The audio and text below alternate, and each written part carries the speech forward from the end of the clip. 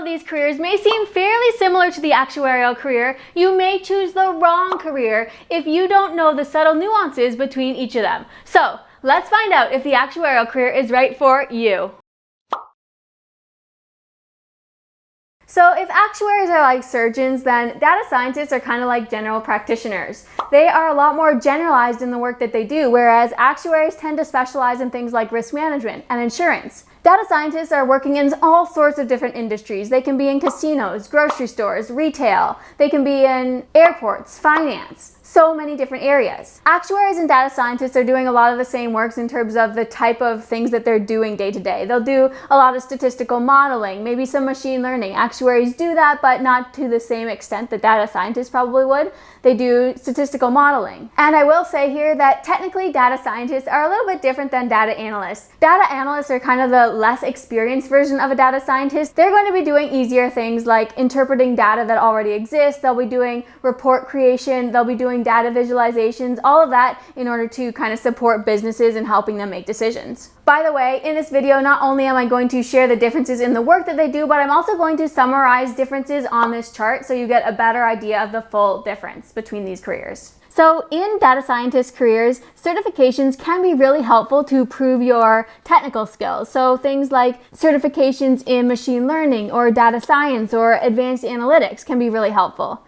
Also, it's often required that you have something like an advanced degree, maybe a master's, a PhD. That can be so helpful in getting a job. Whereas in actuarial work, bachelor's is usually enough. Now, in terms of availability, these jobs tend to be more available. There's more of them out there, but they are equally as competitive because there's just a lot of people that want to get into these jobs lately. Actuarial jobs are competitive too, probably equally competitive, but there just aren't as many of the jobs available. In terms of salary, data scientist positions tend to be making about $20,000 to $40,000 per year more. Higher pay with no exams. It seems like the obvious choice to go for a data science career instead of an actuarial career, doesn't it?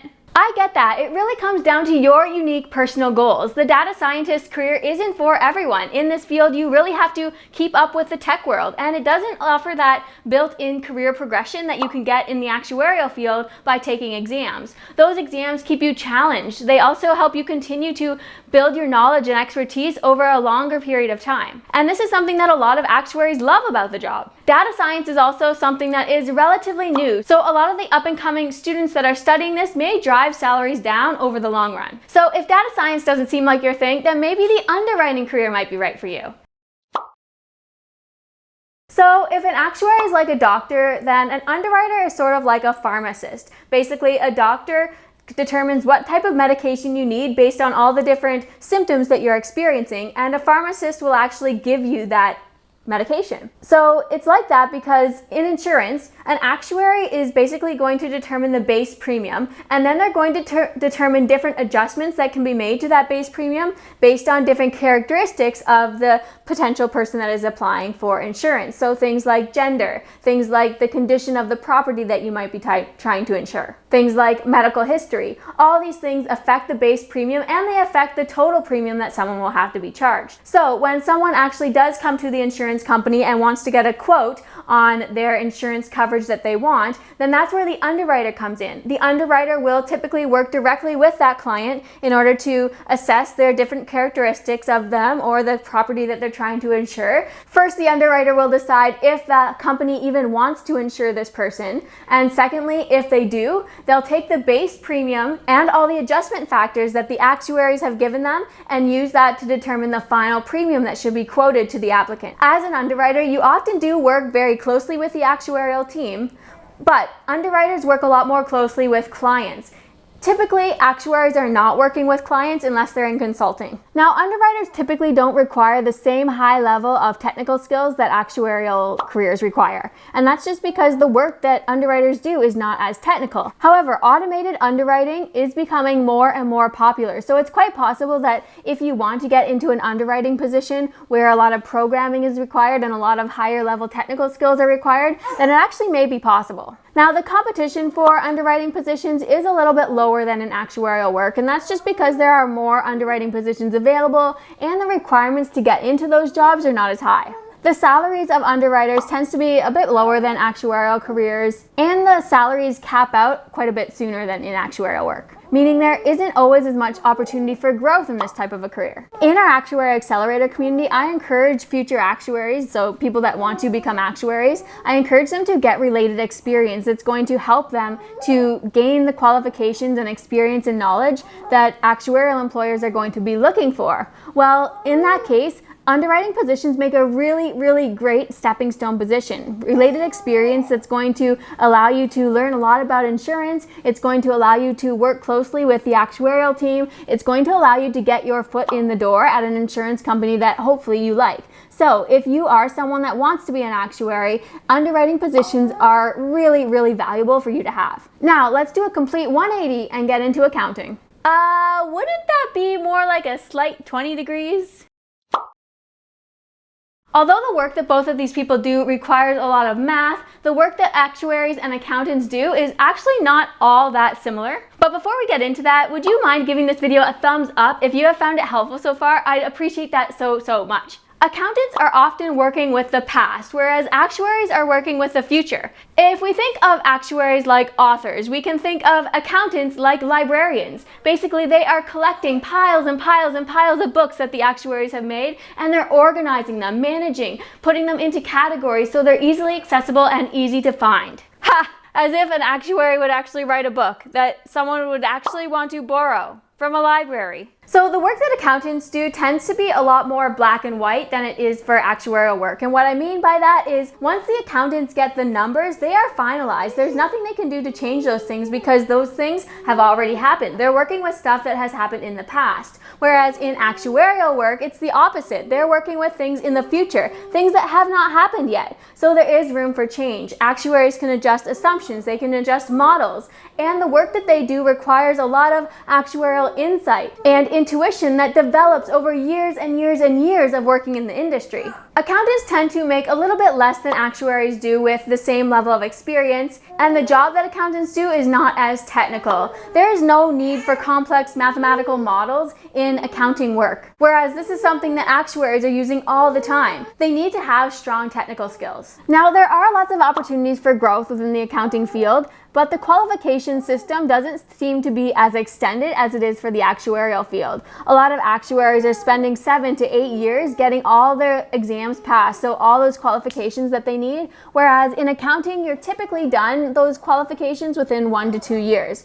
Both do require professional designations though in order to work at your full capacity. Accounting jobs tend to be not as competitive, and that's purely because the requirements are a little easier to get and because there are so many types of companies that need accountants. Accountants can work in all sorts of industries, whereas, like I've said previously, I think, actuaries are typically working in insurance and investments. Now, if you are looking for a career in math and finance that is exhilarating as a show of Chicago PD, then you might like a career as a quant.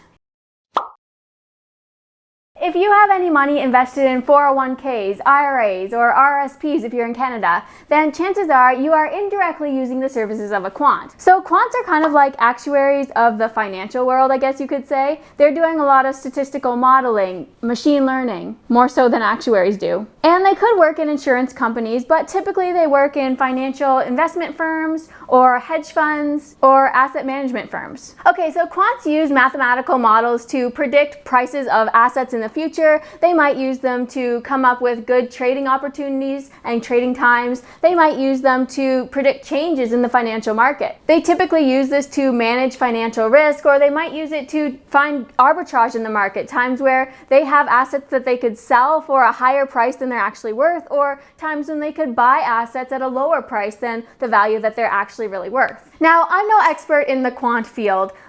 I'm an actuarial expert, but it sounds like for this career you do need to have either a master's degree or a PhD, whereas for actuarial work, you really only need a bachelor's degree, particularly if you are working in Canada or the US. There are also other credentials that you could get to make you even more qualified for quant work, which is something maybe like the Chartered Financial Accounting, the CFA designation.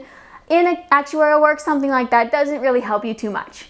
But there are actuarial exams that you need to pass. There are a series of 5, sometimes 7, sometimes 10. It really depends on what track you take or what specialization you want to get. But there are exams that you need to take that help you gain all the expertise that you need in order to really perform the best possible way you can on the job. Now, in terms of career characteristics, I would say that the main difference is the level of stress. Now, actuaries and quants are doing fairly similar work for the most part, but quants have so much more stress. I kind of like to think of it as if the actuaries are kind of like the doctors, whereas the quants are the emergency responders. They have to do things fast. Everything is very fast paced. Everything is stressful. And if that's not the type of career that you're looking for, then do not get into the quant field. Stability is also a big part here. In the work that quants do, they are expected to produce results. And since financial markets are changing so quickly and they can change very dramatically,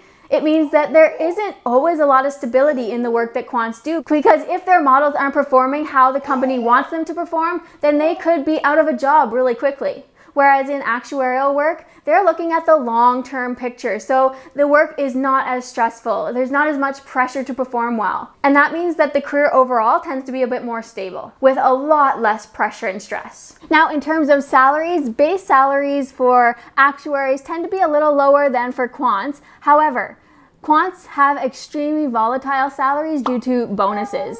Bonuses can be extremely high, sometimes the same amount as your base pay or more, especially when firms do really well, they're very profitable, and when market conditions are good. But when market conditions are bad, well, who knows? Special designations can be beneficial in the quant field, and they usually take 1 to 4 years to get those special designations, depending on what designation you actually get. In actuarial work, I've said that you need to pass actuarial exams, and that's really the only qualifications that you really need. You need to pass actuarial exams to get an associateship or a fellowship designation, and that's really what they care about in the actuarial field. Now let's talk about math teachers. This is a career that you may have considered, but I haven't mentioned it here because it's a career that I tend to find that people end up wanting to get out of soon after they start. It's one of those jobs that can make you feel like you're in career jail. Now, career jail is a real thing, and it doesn't just affect math teachers. There are lots of careers out there that can make you feel like you're stuck and you feel unfulfilled.